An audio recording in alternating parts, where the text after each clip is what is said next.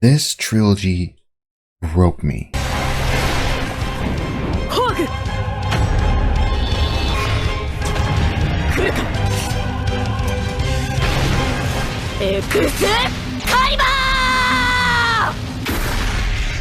And I'm not saying that lightly. I'm not the type of person who will just fanboy and gush over something just out of the blue. But Heaven's Feel was something else completely. I knew these were going to be good. I knew these were going to be awesome. And as a massive fan of the Fate animes, not the visual novels, not yet anyway, I haven't gone through those yet. I've gone a little bit through Fate Stay Night, but I digress.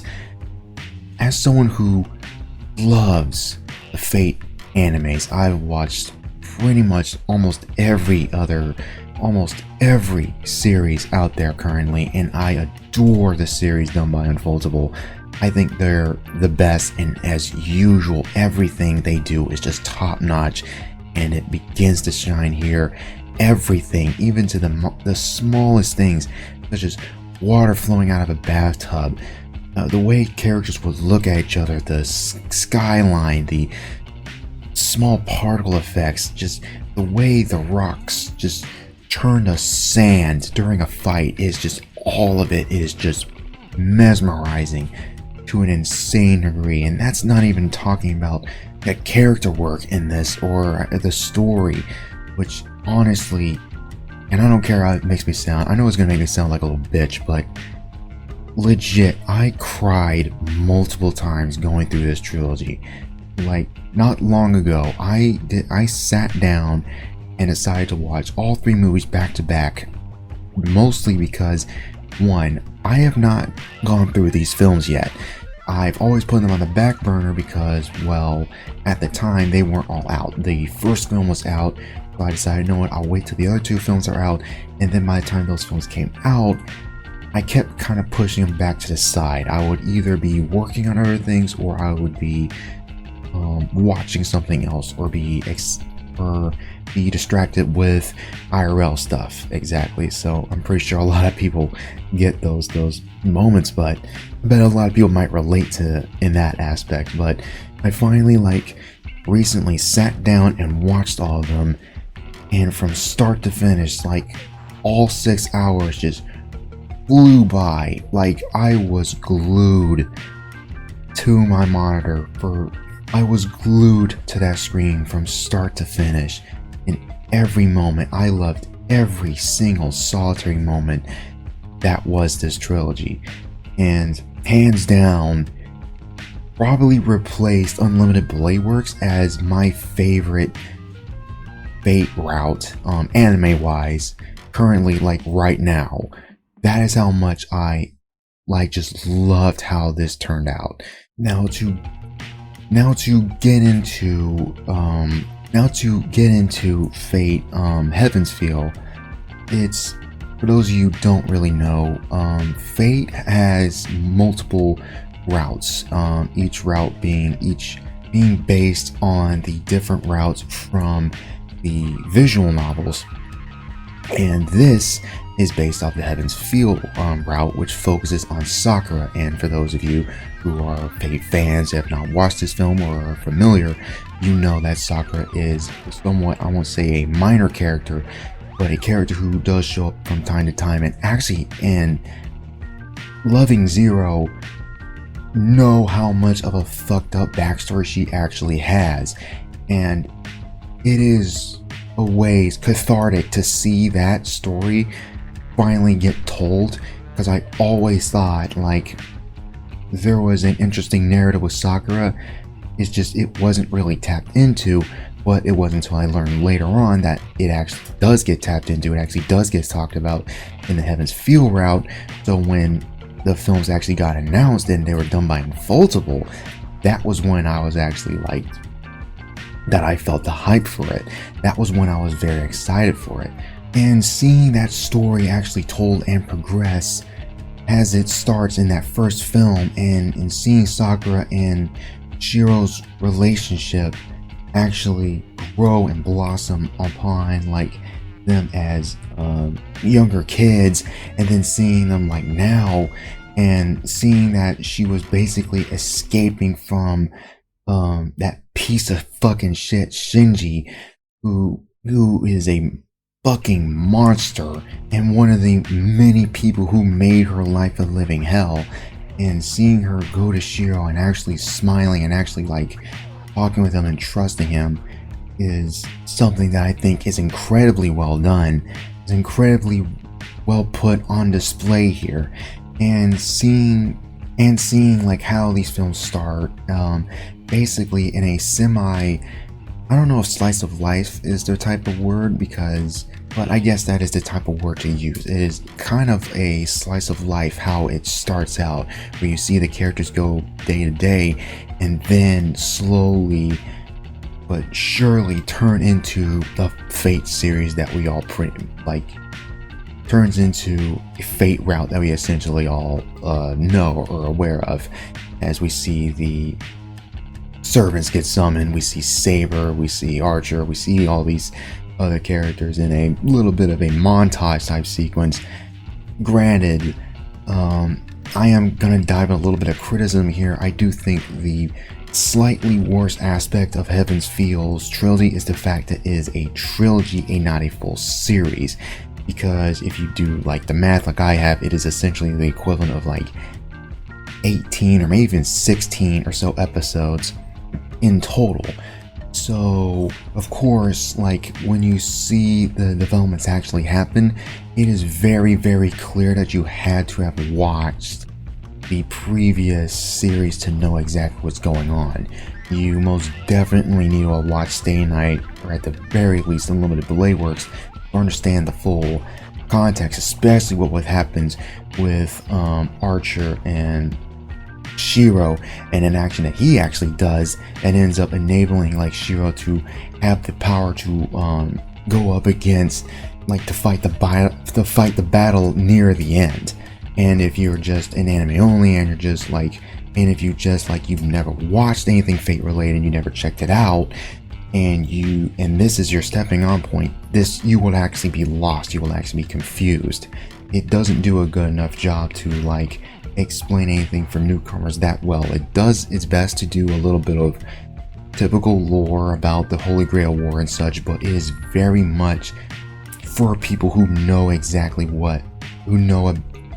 the story of Fate up to this point, especially Fate Zero, as well as that actually, especially since that plays a heavy role into this, as Karizuku actually gets mentioned, and Kotomine, even Gilgamesh actually shows up. Granted, he doesn't have as much screen time as Kotomine does, and that's also another criticism that I will get to in a bit, but I digress.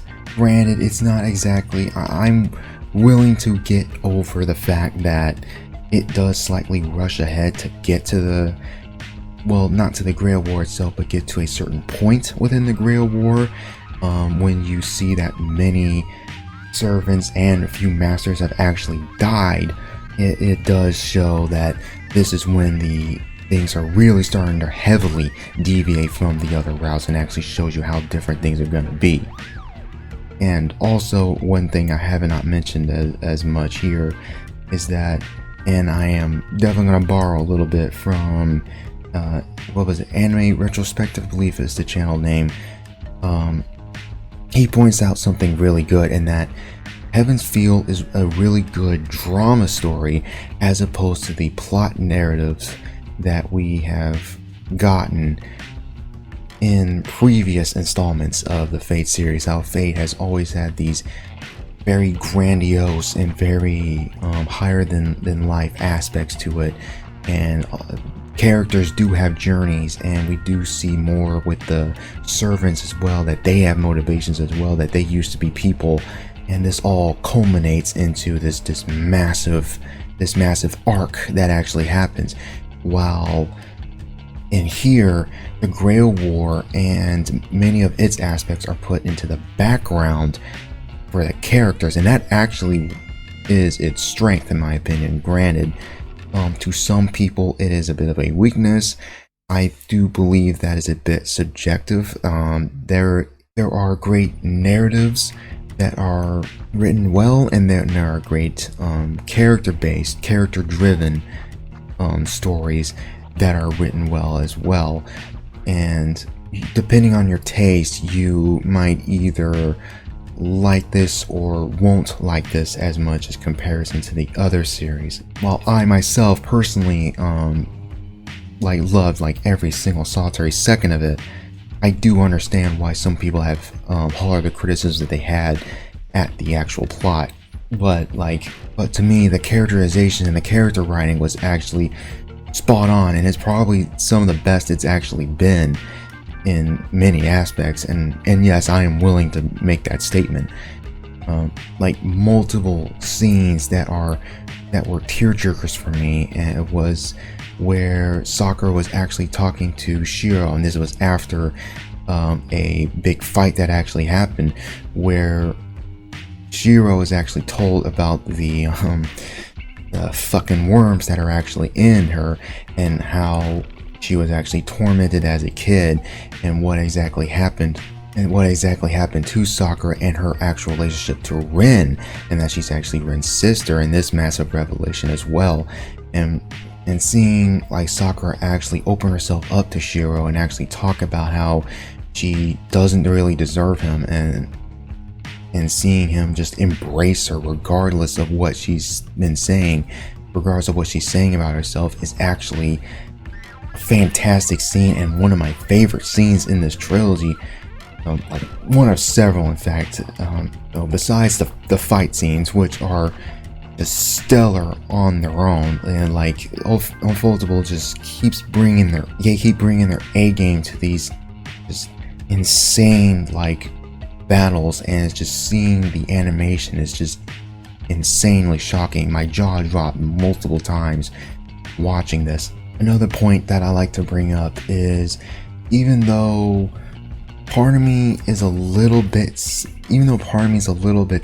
that Artoria didn't get as much characterization as she did in the past. Technically, this isn't really her narrative like it was in previous routes, and I do think it would have benefited a little bit more had these movies maybe either been longer, or had this been a series, because that way the impact, where Saber is actually corrupted, and seeing Shiro have to essentially put her down would have been even a better moment. That moment has impact in it, no doubt, and it is a great moment. It is a great scene. My issue with it is that you had to have watched the other ones. While it works, you had to have watched the other routes in a way, where you see Shiro essentially kill the person who saved him multiple times that he owes his life to. And that Saber, that Shiro, from the other routes, that's not the same them in this. But regardless of that, that's still a fantastic scene throughout.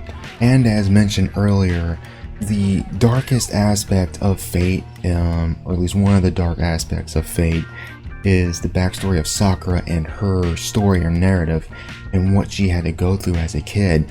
And seeing this film actually be an adaptation of the route that actually makes her the main character, essentially, is something that I've been wanting to see for a good while.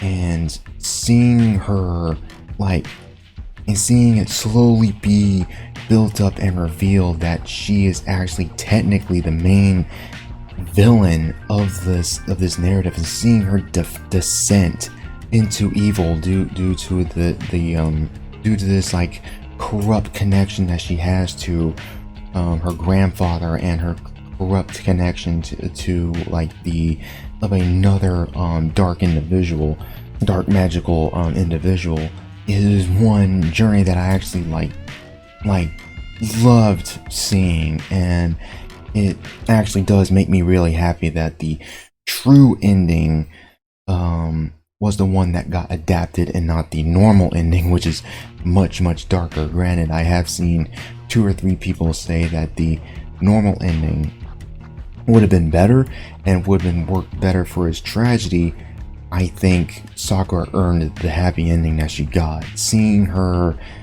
break down and actually tell Rin like everything that happened to her, and that where she is right now is because of what happened to her when she was younger and the years that actually happened afterwards, and the torment she had to deal with when she was just a child, and seeing the thin torment that Shinji put her through, seeing her actually get pushed over the edge that where she is right now, and was also just a fantastic scene. And the scene that I won't lie, I actually had to pause and give myself a breather because of how emotional that was. And seeing like her and Shiro's actually embrace each other, and actually their romance is probably one of the best ones in Fate, period. I will absolutely say that. Romance scenes in anime, I think, are like, it really depends. They're very 50-50. There aren't that many that come to mind where I can say, yes, that was actually fantastic. I think the big one being the love scene between Guts and Casca. There's my one Berserk mention on the. I try not to mention that too much on this. I try not to mention Berserk too much on this channel, but regardless, that's one of the better ones that I actually genuinely loved. I genuinely liked. And seeing like Sakura actually come to Shiro in this moment, and actually seeing her and him actually make love to each other, was actually something that I was like, holy shit, this is actually really good. And I try not to sound like a prude or anything like that. I'm not going to sound like a moral douchebag or anything when I say this, but like the lack of fan service, I think, if that's the right word, really helped sell it. It made it felt even more real. It didn't feel like it was completely focusing on her in a comedic like light, or in a titillating light. Like, no, this is meant to be a tender, sweet moment, and it was portrayed exactly as it should have been, and hands down is probably one of the best moments in it. Other characters like Ilya, I also thought had very great moments in this series, and actually really spot on character-wise. Ryder as well, seeing her actually, like, I was astonished how much I actually enjoyed watching her throughout the movies. How much I enjoyed watching her throughout the trilogy was also something that I genuinely liked, and seeing her fight Corrupted Saber, if that's the right word, was also something that was just mesmerizing, and just, I never thought I actually would root for Ryder, but here we are, and it's genuinely good. And it is also really awesome seeing her be free and like live out her life, and seeing her essentially be friends with Sakura near the end. Now, I think another criticism that I might hurl at these is that this either is a symptom of it being either too short, or a symptom of the visual novel itself, which I cannot comment on. I have not read it, at least not yet anyway. Now, Gilgamesh, if any of you know, if you've watched Fate Zero, Limited Blade Works know that Gilgamesh is an insanely powerful individual. He went down way too quickly, and I think that should have been a massive fight within on itself. I get Sakura at this point is a insanely powerful individual, and I think it does a good job of power scaling to some extent to tell you how powerful she actually is. The fact she was able to kill Gilgamesh, like, period. But to me, I don't think it was really warranted. Granted, it was impressive. It was amazing seeing just him walk and his leg is just gone. Like, that is a great moment. That is a great scene. The scene should have been longer. The scene, like, should have been at least 10 or 15 minutes longer. It should have, like, entire buildings should have been destroyed, rather than just him, like, getting killed and absorbed and his power taken. Like, there should have been more to that fight than just that. Other people have pointed this out as well, in that Gilgamesh in this was too wrapped up in his own head and acted like a complete moron, and because of that got killed essentially pretty early, where in any other circumstance Gilgamesh probably would have lasted up to the very end, which would have been a very interesting thing to see. Her like full on like anti-Krail like power level Sakura against Gilgamesh, and that would have been interesting to see. But I don't really know. I can't really comment on that in regards to the visual novel. What I can say, that's just my criticism on my part. So yeah, those are essentially my thoughts, and massive note here. I don't have a script. I'm doing this off bullet points and my raw thoughts because I just like watched this recently and I just had to get this out here. I'm actually working on 2 other videos like at the actual moment, but I just had to get this up and out of the way because I loved these movies so much, and I am a massive fan of Fate in general, and it was just amazing to see. And it has been quite a while since I have actually been very emotional when watching a damn good anime series or a damn good anime film in general. So massive props to Studio Unfoldable, and at some point I will try my best to get through the Fate visual novels as much as humanly possible, if I actually can, hopefully, because my schedule is so fucked up at the moment. I'm reading like multiple things right now. But yeah, that's neither here nor there. If you're a fan of Fate, you watch Fate Zero, Unlimited Blade Works, I recommend this movie wholeheartedly if you haven't watched them yet. I cannot guarantee that you'll love them. I cannot guarantee that you'll hate them, but I do recommend them regardless. And for those of you who have never watched or touched Fate, period, my recommendations are Stay Night, Unlimited Blade Works, and Zero, since that is a prequel.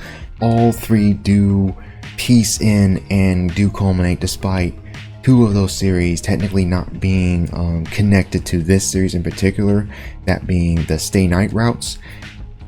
This very much does require you to be in the know in regards to several things that are actually mentioned in those series, but aren't mentioned, or at least in depth, in this series, if that makes sense. And hopefully I am making sense. But yeah, those are my thoughts out there. Yeah, like, I loved every second of this. Take care, stay chill, Wanderers. Hope you guys have a good one.